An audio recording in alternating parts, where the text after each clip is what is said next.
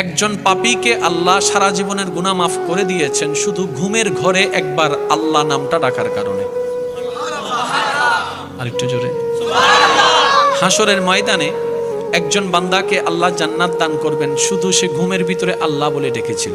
তো ফেরেশতা জিজ্ঞেস করবে, ইয়া রাব্বে করিম, সে তো যে আমলটার কারণে তুমি তাকে জান্নাত দিচ্ছ, এত গুনার উপর ভারী করে যে নেক আমলটাকে বানিয়েছো তুমি, আল্লাহ সেই আমলটা হচ্ছে তোমার নাম ডেকেছে, আর তোমার নামটা তো সে স্ব ইচ্ছায় ডাকেনি, ঘুমের মধ্যে ডেকেছে, ঘুমের মধ্যে ডেকেছে, ঘুমের ঘরে ডেকেছে। রব বলে, যেভাবেই ডাকো নাম তো আমারটাই ডেকেছে, যেভাবে ডাকুক নাম তো আমারটাই ডেকেছে, নাম তো আমারটাই ডেকেছে, আর আমি তার ওই নামটা টাকাকে কবুল করেছি।